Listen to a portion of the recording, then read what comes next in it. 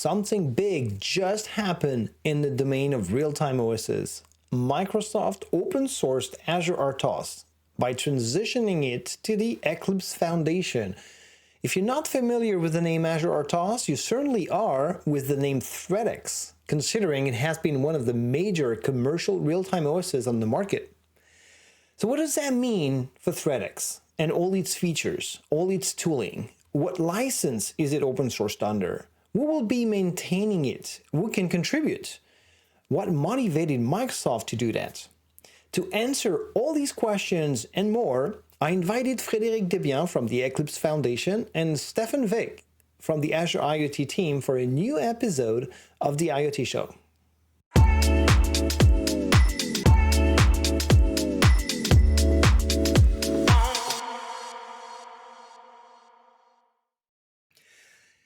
Hey everyone, this is the IoT Show. Thanks for tuning in. Today we will talk about Eclipse ThreadX, a newly open-sourced real-time OS. Well, it's not new, but we'll talk about that with Frederic from the Eclipse Foundation as well as Stefan from Microsoft. Frederic, let's start with you. How about you introduce yourself, tell us who you are, and what are you doing at the Eclipse IoT Foundation? Thank you, Olivier. So I manage IoT embedded and edge computing programs at the Eclipse Foundation, and for the time being, I will be the program manager for ThreadX, and this is really exciting for me. What about you, Stefan? Hey, Olivier, thanks for having me. Great to be back on your show. I'm a product management lead in Azure IoT. I'm responsible for the Azure IoT Hub service as well as for the Azure RTOS real-time operating system, which is what we're talking about today. And I'm also the project lead for Eclipse ThreadX, leading the transition of Azure RTOS to the Eclipse Foundation. Awesome. So, Stefan, you're saying transition of, ThreadX to the Eclipse Foundation. Tell me more about that. What just happened? Yeah, so we have announced the transition of Azure RTOS to the Eclipse Foundation under open source and to become Eclipse ThreadX.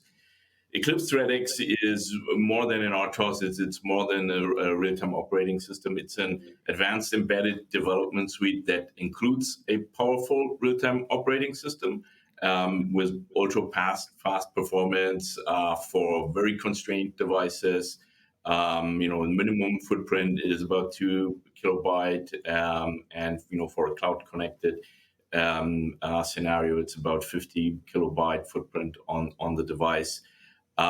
It's more than an operating system because it comes with a full suite of middleware components for file system, USB, GUI applications, and so on, as well as great tooling support and tooling integration, with industry standard IDEs and tooling.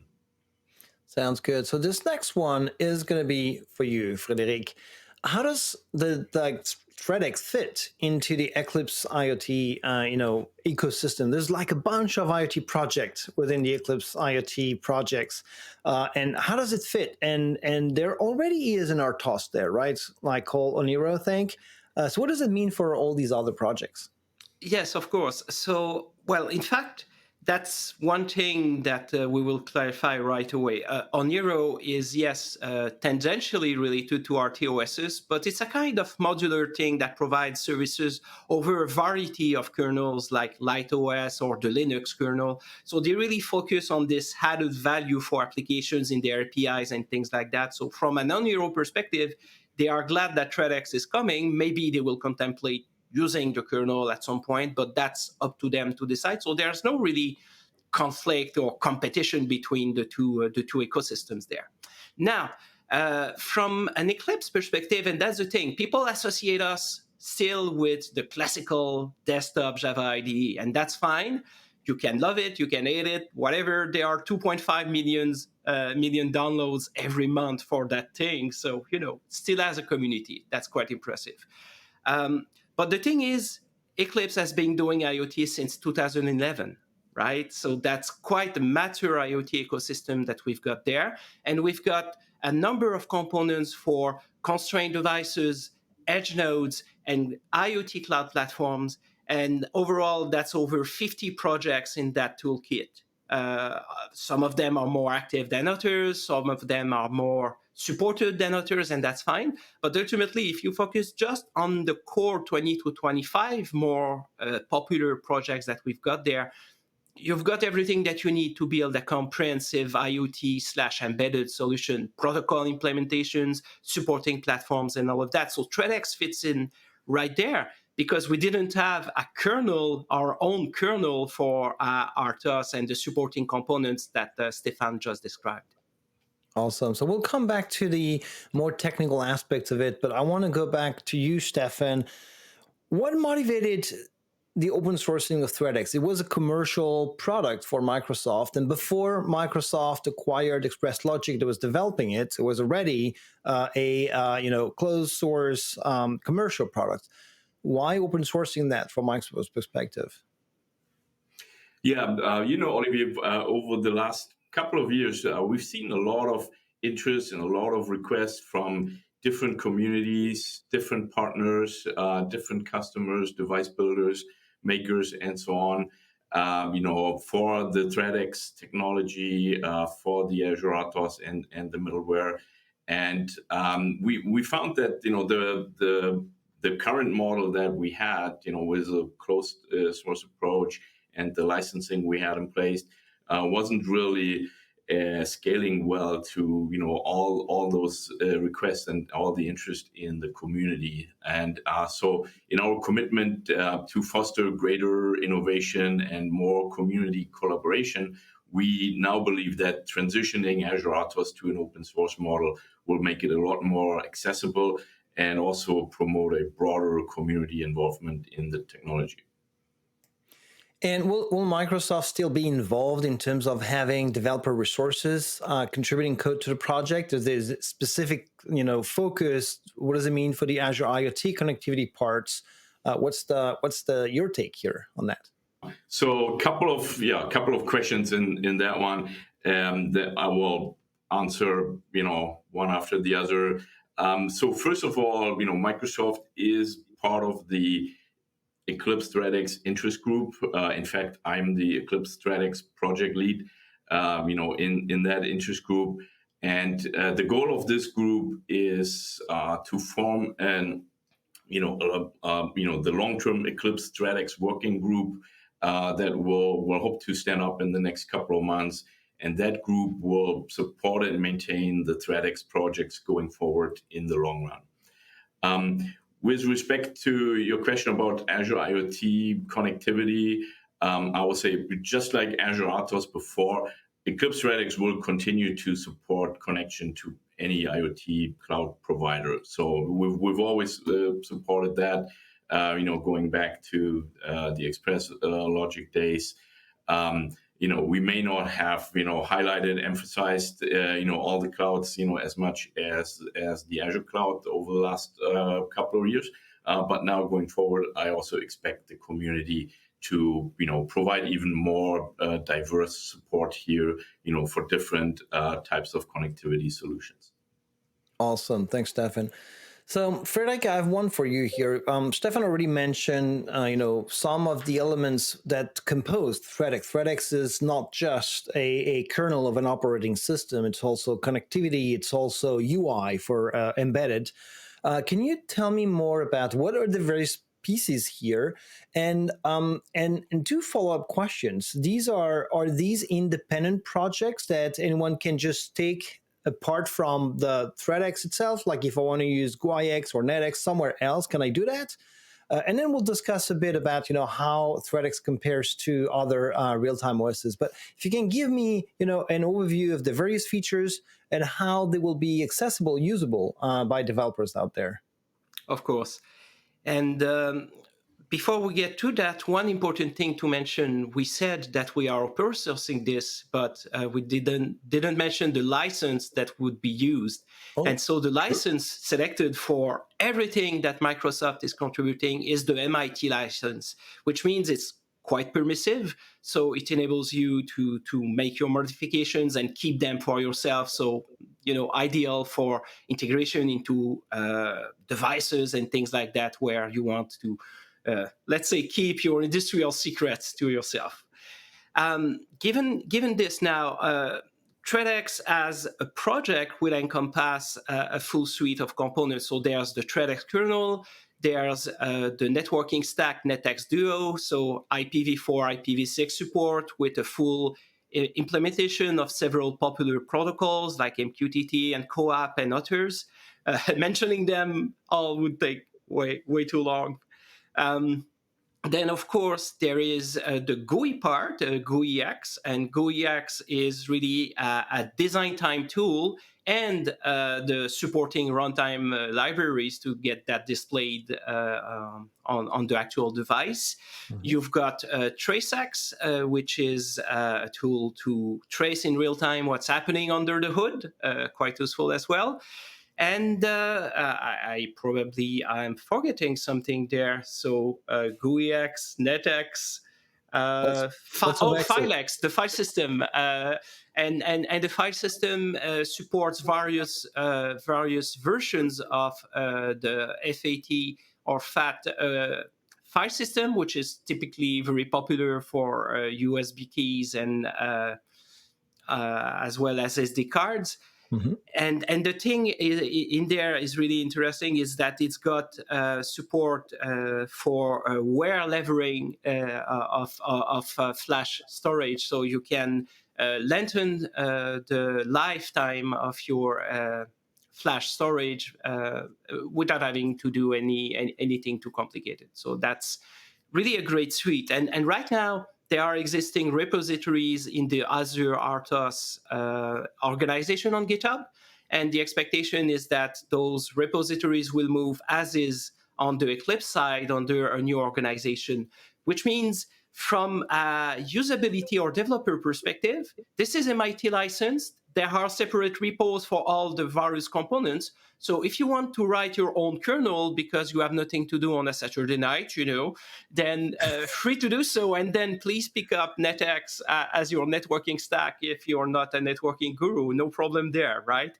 So the fact that they are developed, let's say, as a group, but at the same time that they are offered separately, gives you the flexibility to integrate what you need for whatever project you want. So I would expect some other real-time OSs, especially open source ones, to start picking in the code and reusing it, which is great for the community because going to a place where the code used is the same and it's the best everywhere is ideal. Stefan, can you tell us a bit how you would say ThreadX and the various components compare to a Zephyr OS or to a FreeRTOS or other existing real-time OSs that are out there used in the industry? Yeah, no, that's a great question. Certainly, with this move, we're also looking, for more collaboration here, across different RTOS communities. Just to kind of double down on what Frederic said, with all the middleware components that we are including here. And, you mentioned GUIX and GUIX Studio. I think those are great additions that are also applicable to the broader ecosystem here where, a developer can pick up GUIX, for their graphical user interface on maybe a different RTOS or a bare metal device. So that's great news for everyone. Now specifically, why you would choose ThreadX, as your stack and as your kernel. There are a number of great reasons to consider. One is the memory usage that is extremely competitive, extremely low, which is important for embedded developers. Same with the performance. The benchmarks for key scenarios are really very competitive and have been fine-tuned over many years. As we mentioned, it's a complete integrated suite of tools that also has great support in various IDEs. Around the industry, with IAR, several of the IDEs from our semiconductor partners, and of course Visual Studio and VS Code as well. One thing that I will say is super important that I want to highlight is the existing safety certifications, as well as security certifications for the kernel and for the middleware. Those are an important differentiator, especially compared to other open source RTOS offerings that are available. I think that pretty much sums it up. Overall, I will also highlight the ease of use. I know this is subjective, and I'm probably biased, but ThreadX is much easier to use than some of the other products out there. And I would slightly add to that as well. I think from a comparative standpoint, there are, as you mentioned, Olivier, other open source real-time operating systems in the market. But what makes ThreadX special, or Eclipse ThreadX special, is really the fact that none of them has the same 4 base attributes. The fact that it's under a permissive license, the fact that it's under vendor-neutral governance, because the Eclipse Foundation is a nonprofit vendor-neutral organization where every member is treated on a level playing field. The fact, of course, that there are the safety and security certifications, and the fact that, well, essentially, we have an open ecosystem around it. So some other real-time open source operating systems have some of those attributes, but none of them has all 4. And really, this is the big change that we are bringing to the market with Eclipse ThreadX. So yeah, it's always great to see a community project. That's, as you were saying, Frederic, the main advantage of Eclipse, which is an actual real community project. Certifications is certainly super important for lots of customers who want to use a real-time OS. So these certifications are already existing today. Will they be maintained? Will they be updated? Because that's something you need to keep up, right? Yeah, definitely. This is a really important part of the transition that the project team is working through right now. Transitioning the existing certifications over to the Eclipse Foundation, but then also setting up the Eclipse ThreadX project for renewal of the certifications in the future as the project evolves.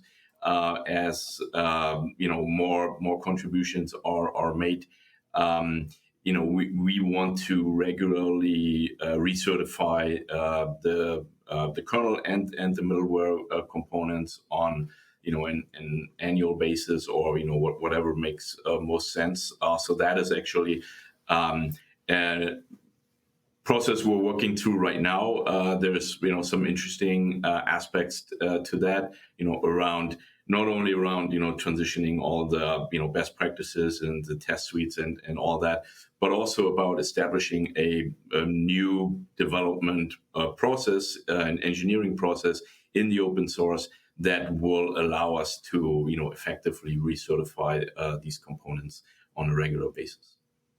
That makes sense.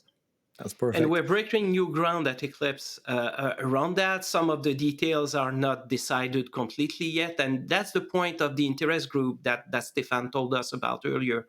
The fact that we are sitting down with, let's say, the core partners of the initiative to start, so that we hone down, the high-level processes that need to get into this, and then perform eventually a first release using those processes, and get that probably certified. And after that, we'll have a community that will be at cruise altitude, so to speak, and we'll be able to we'll certainly have more answers to people that are curious about how things will be done. At this point, we are transitioning and we are making those decisions in regular meetings.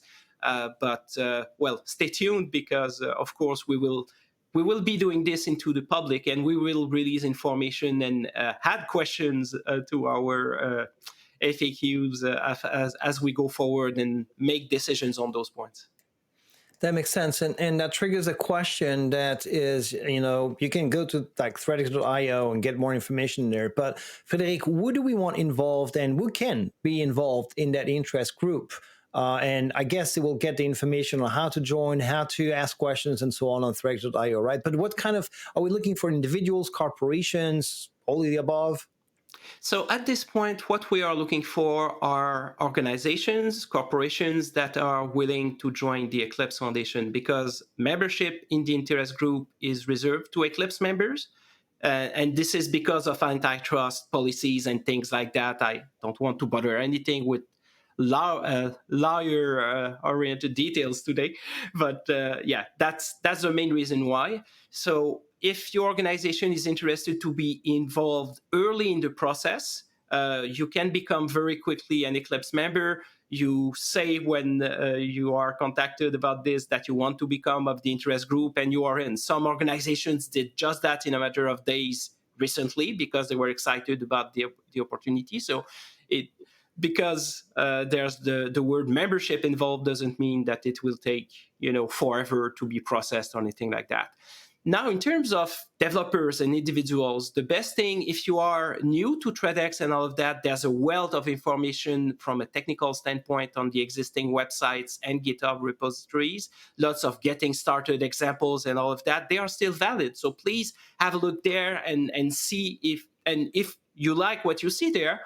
Then in the next few weeks, the code will be re-released under the new license and all of that. But apart from a few minor changes here and there, future versions won't depart too much from a technical standpoint. So what you can learn today will still apply in a few weeks for sure.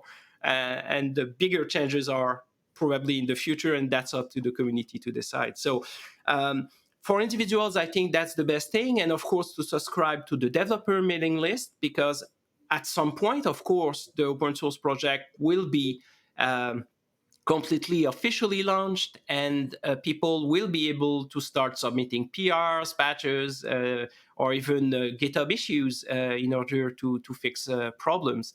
And there, as I said, we need to figure out the little details, because, of course, this is a safety certified operating system. So it's not like we can accept random code into this. There is specific documentation to be produced, and, of course, a specific test suite to pass as well, right? Mm-hmm. But as I said, we are working on the details right now, so I can't tell you what will be required to accept those contributions. But one thing is sure, everything will be publicly documented there. So don't worry. We don't have all the answers today, but this is the start of a fantastic journey. And so by subscribing either to the main ThreadX mailing list or the developer ThreadX mailing list, you can get all of the information in due time. Awesome. Thanks, Frederic. And I would assume that, at the day, as we were saying, we're recording this video, things are not yet all in place, but they will soon be in place. And then things will be rolling, right? Certification is one thing. You were mentioning involvement or contributions from individual developers out there. What can you give me a little teaser of what, from your perspective, both of you, let's start with you, Stefan, and then you, Frederic, what are the things we should expect next? Because it's always interesting to see, something being open source, but we also like to have innovation or integration being added that actually is what you would expect from a vibrant community like this one. So let's start with you, Stefan. What are the few things that you, as Stefan, are envisioning for the future of the Eclipse ThreadX project? Yeah, so I definitely expect more ports to become available, to support a broader set of device types, microcontrollers, and microprocessors. That's where we've seen a lot of interest in the past, and now that we're opening it up, I think the door is open for that. So that's one thing. Also, I expect more messaging and connectivity protocols to get implemented. That's another area where we see a lot of interest, and people want to get involved and want to make contributions. So those are kind of the near-term immediate things that I expect.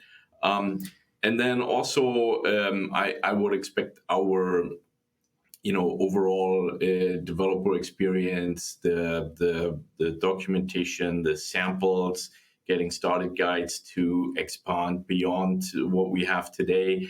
In the spirit of being vendor neutral, and a broad community. Would expect a lot more to happen there. And then I see, a lot of interesting synergies with other Eclipse projects as well. And, maybe Frederic wants to talk to that a little bit.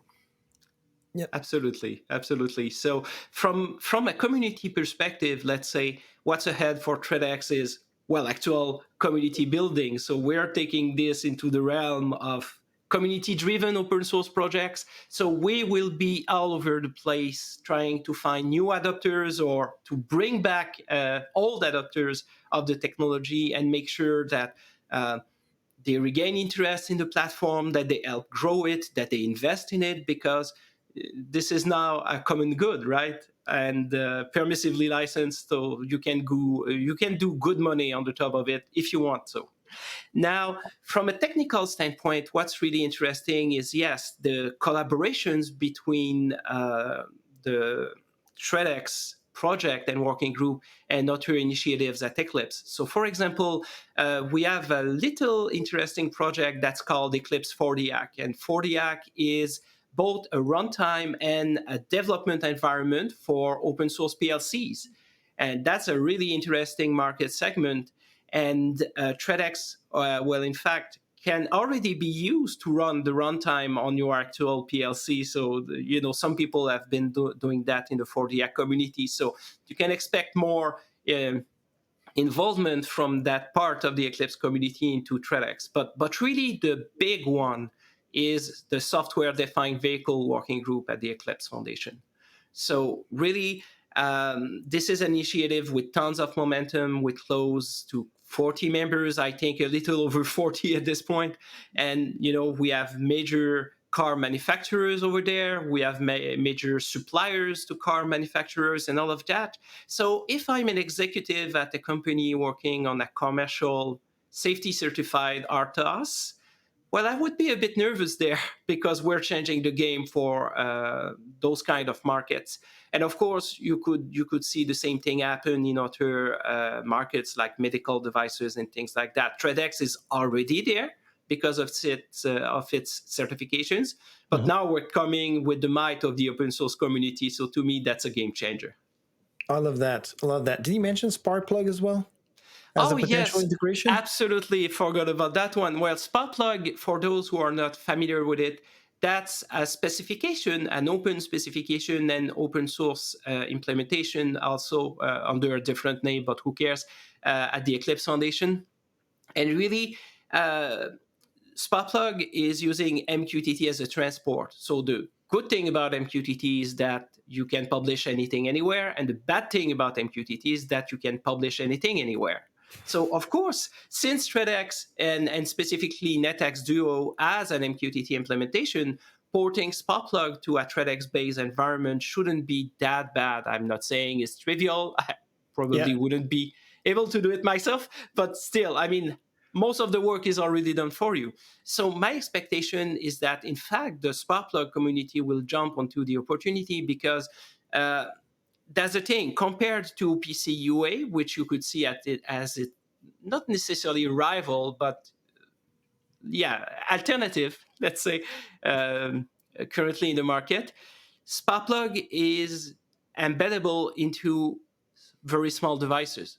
And you wouldn't see that with OPC UA because it requires a full-blown server on the device and that kind of stuff. So that's more stringent in terms of resources required. So essentially, the fact that now you can have the smallest and best performing kernel, and of course, on the top of it, the smallest and best performing industrial automation protocol in Sparkplug is really another little game changer that we are bringing to the market. So it's early Interesting. days, but lots of excitement in the future for sure. Definitely lots. And Frederic, I think I'll have to have you come back to discuss more about Sparkplug, because I see you're excited Oh, about yes, it. yes. And so we'll have you, and I know Stefan will have you as well back on the IoT show.